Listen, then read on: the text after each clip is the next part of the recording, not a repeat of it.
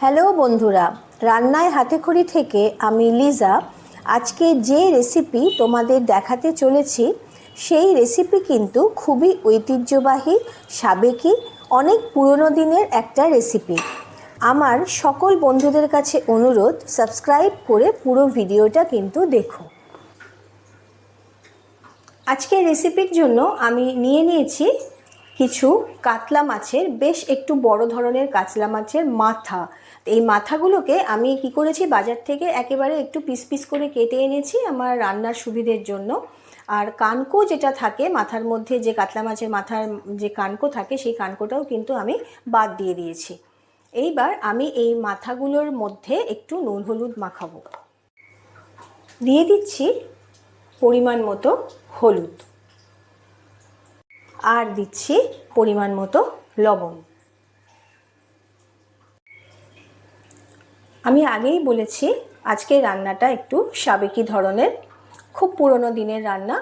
আজকের এই মুড়োগুলো দেখে তোমরা নিশ্চয়ই বুঝতে পারছো আমি করতে যাচ্ছি আজকে মুড়ি ঘন্ট। মুড়ি ঘন্ট করে আজকে তোমাদের দেখাবো। মুড়ি ঘন্ট কিন্তু অনেক পুরনো দিনের রান্না, তোমরা অনেকেই পারো রান্না।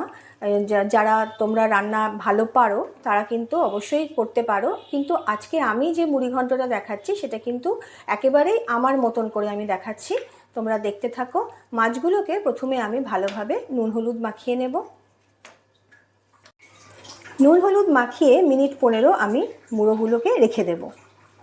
এই মুড়ি ঘন্ট করতে গেলে আর একটা যেটা প্রধান উপকরণ লাগবে সেটা হচ্ছে গোবিন্দভোগ বাসমতি চাল, যে চালগুলোর খুব একটু গন্ধ আছে, বেশ সুন্দর। সেই চাল আমি নিয়ে নিয়েছি একটা কাপের 1 কাপ মতো। আমি একটু কড়াতে, শুকনো কড়াইতে দিয়ে দিলাম। একটু আমাকে চালটাকে নেড়ে নিতে হবে হালকা করে, একদম বেশি নয় কিন্তু, একদম হালকা করে একটু নেড়ে নিতে হবে। আমি এখানে মাছের মাথা অনুযায়ী কিন্তু চালটা নিয়েছি। আমি ছোটোবেলা থেকেই দেখে এসেছি আমার মা ঠাকুমারা যেটা করতো সেটাই দেখেছি। ওরা কিন্তু চালটা একটু অল্প দিত, যতটা মুড়ো আছে সেই অনুযায়ী কিন্তু চালটা দিত না। বেশি চালটা দিলে বলতো কি খেতে অতটা স্বাদ হবে না, মুড়িঘণ্ট মানেই হচ্ছে মাথার ব্যাপার, সেই জন্য চালটা একটু বুঝে দিতে হবে। আমি সেটাই দিয়েছি। চাল ভাজা হয়ে গেছে, চালটা আমি 2-1 বার ভালোভাবে একটু ধুয়ে নেব জলেতে। গ্যাসের মধ্যে বড় একটি কড়াই বসিয়ে দিয়েছি, তাতে দিয়ে দিচ্ছি সর্ষের তেল। এই রান্নাটা অবশ্যই কিন্তু সর্ষের তেলে করতে হবে। সর্ষের তেলটা আমি একটু বেশি পরিমাণেই দিচ্ছি। কিছু আলু কেটে নিয়েছি একেবারে ছোট ছোট করে, তোমরা যদি মনে করো এর থেকে একটু বড়ও কাটতে পারো। আমি এরকম ছোট ছোট করে ডুমো ডুমো করে আলু কেটে নিয়েছি। এখানে আমার মাছের মাথার পরিমাণ অনুযায়ী আলু লেগেছে আমার তিনটে মাঝারি মাপের আলু আমি ছোট করে কেটে নিয়েছি। তেল গরম হয়ে গেছে, এবার এর মধ্যে আমি আলুগুলো দিয়ে দিলাম।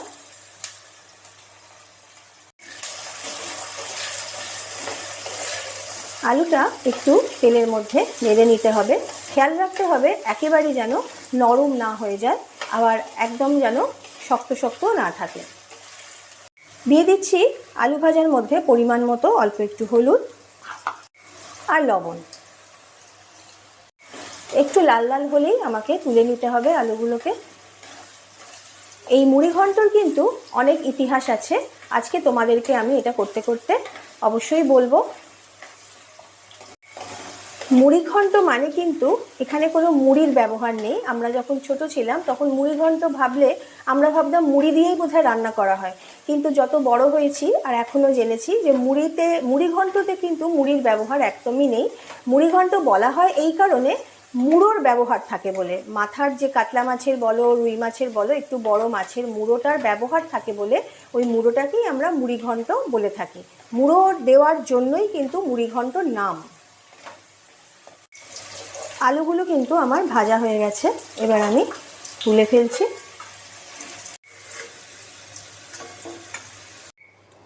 আমি নিয়ে নিয়েছি এখানে কিছু পেঁয়াজগুলোকে আমি মোটামুটি এই পরিমাণ অনুযায়ী আমি এখানে 3টে পেঁয়াজ নিয়েছি মাঝারি মাপের, নিয়ে সরু সরু করে কেটে রেখেছি। এইবার আলু ভাজা হয়ে গেছে আমার, এই আলু ভাজার তেলেই আমি এই পেঁয়াজগুলোকে দিয়ে দেব।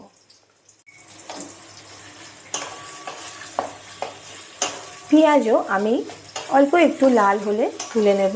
পেঁয়াজটা ভাজার সময় গ্যাসের ফ্লেমকে একেবারে হাইতে দিয়ে দেবো। যাতে পেঁয়াজগুলো একটু নরম না হয়ে যায়, অল্প একটু নরম হলেই হবে। পেঁয়াজ ভাজতে ভাজতে লাল হতে শুরু করেছে। এবার আমি গ্যাসের ফ্লেম একেবারে সিম করে দেব, দিয়ে পেঁয়াজটাকে তুলে নিচ্ছি। পেঁয়াজগুলো আমার তোলা হয়ে গেছে, আমি এটা একটা সাইডে রেখে দিলাম। পেঁয়াজের তেলেই আমি এবার এই মুড়োগুলোকে ভালোভাবে ভেজে নেব।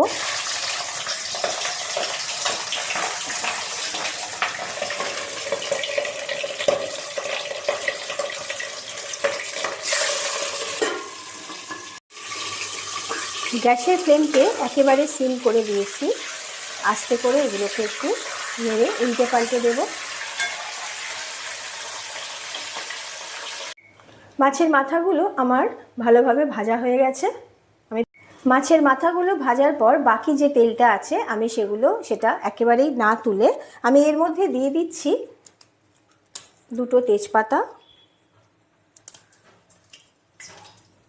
একটা লঙ্কা ফোড়ন দিলাম, আর দিচ্ছি একটু জিরে।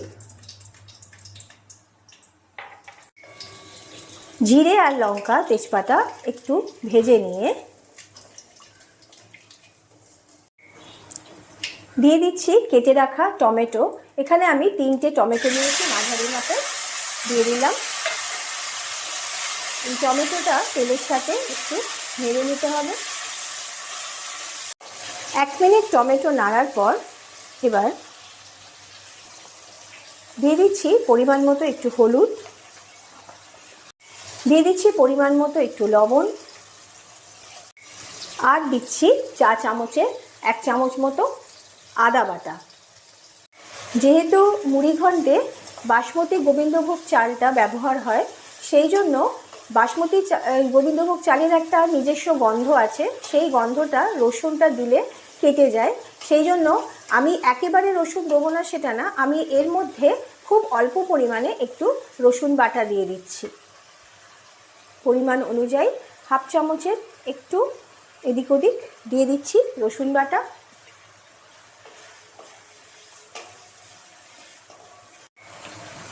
এবার আমি দিয়ে দিচ্ছি অল্প পরিমাণে জিরে গুঁড়ো,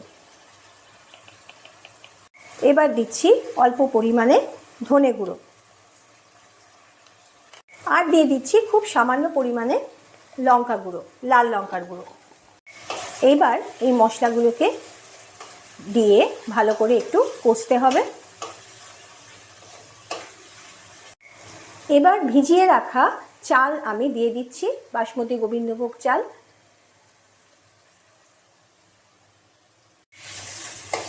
এবার এই মশলার সাথে গোবিন্দভোগ চাল ভালোভাবে একটু নেড়ে নিতে হবে। আমি কিন্তু এখনো পর্যন্ত কোনো মিষ্টি এর মধ্যে দিইনি, কারণ মিষ্টি দিলে চালটা ভালোভাবে সেদ্ধ হবে না। যখন চালটা একটু সেদ্ধ হয়ে যাবে তখন আমি মিষ্টিটা দেব স্বাদ মতো। বাঙালি তাহলে এই পদটার নাম কেন মুড়িঘণ্ট রাখলো, এর পেছনে কিন্তু একটা ইতিহাস আছে।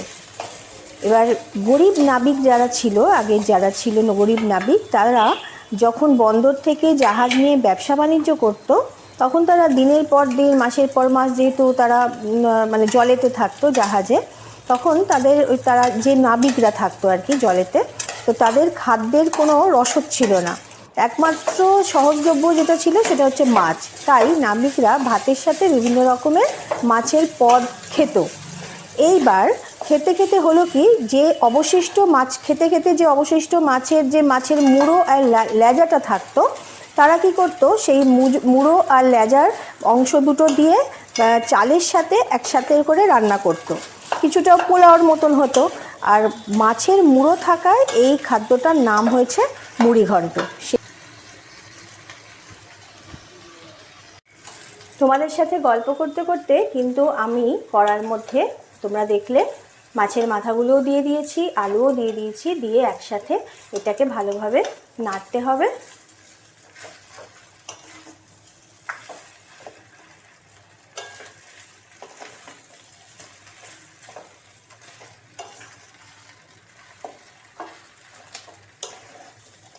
মাছের মাথাগুলো যেহেতু ভাঙা ছিল সেহেতু আমি আর ভাঙিনি, ভালোভাবে ভেজে নিয়েছি।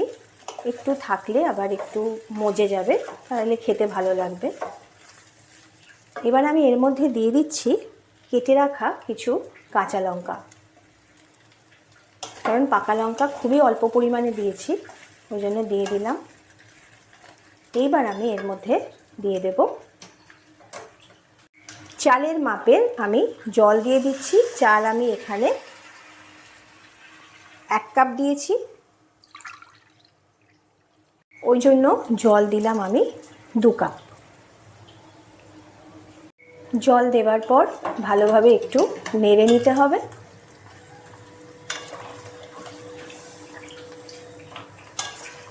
এটা কিন্তু একটু ঝরঝরে হবে। আমি জানি না কতটা তোমাদেরকে আজকে ঝরঝরে দেখাতে পারবো, কিন্তু আমি চেষ্টা করছি ঝরঝরে হওয়ার, কারণ সবই এখানে মাপের জিনিস, বেশি কমের কোনো ব্যাপার নেই। ঝরঝরে হলে কি হয়, খেতে একটু ভালো লাগে। এটা অনেকে আবার কি করে, একটু মানে গ্রেভি রাখে, সেটা দিয়েও হয়। তবে আমি যখনই করি, বা আমি আমার মা, দিদিমা সবাইকেই দেখেছি একটু ঝরঝরে করতে, যার জন্য আমিও এটাই করি এরকমই। ঠিক আমি যেভাবে বাড়িতে করি তোমাদেরকেও সেভাবেই দেখাচ্ছি। এবার আমি মিনিট 5-7 জন্য চাপা দিয়ে দিচ্ছি।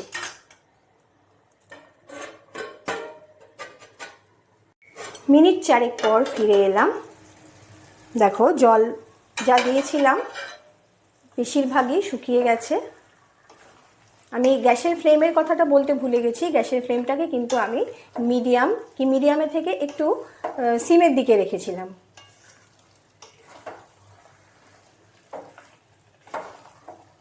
আর একটু হবে, এটা চালটা এখনও একটু শক্ত আছে দেখে মনে হচ্ছে।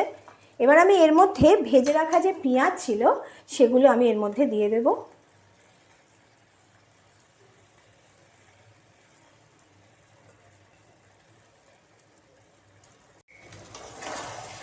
পেঁয়াজগুলো দিয়ে একটু মিশিয়ে নিতে হবে।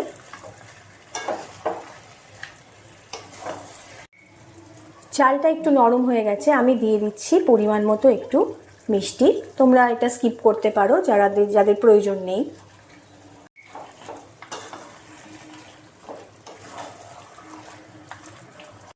গ্যাসের ফ্লেমকে একেবারে সিম করে দিয়েছি। আমি দিয়ে দিচ্ছি অল্প একটু ভাজা জিরে গুঁড়ো, আর দিয়ে দিচ্ছি সামান্য পরিমাণে ভাজা ধনে গুঁড়ো। এগুলো কিন্তু খুব সামান্য পরিমাণে আমি দিচ্ছি। আর দিয়ে দিচ্ছি অল্প পরিমাণে গরম মশলা। গরম মশলা আমি কিন্তু এর আগে ব্যবহার করিনি, এখনই একটু গরম মশলা দিয়ে দিচ্ছি, গরম মশলা গুঁড়ো। সব শেষে দিয়ে দিচ্ছি অল্প একটু ঘি। এইবার এটাকে একটু ভালোভাবে নেড়ে নিতে হবে।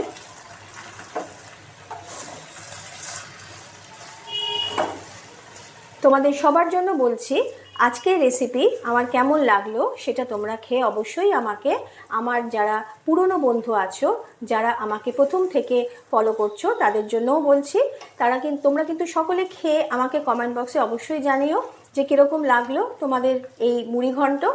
আর যারা নতুন বন্ধু হয়ে আমার কাছে এসেছো তাদের জন্য বলছি, তারা অবশ্যই খাবে, খেয়ে কমেন্ট বক্সে জানিও কীরকম লাগলো, সাথে লাইক আর শেয়ার করতে কিন্তু ভুলো না। তাহলে আজকের মতন রেসিপি আমার এখানেই শেষ। তোমরা অবশ্যই আমাকে অনেকটা ভালোবেসো। তাহলে আজকের মতন টাটা। তোমরা সকলে কিন্তু সুস্থ থেকো, ভালো থেকো।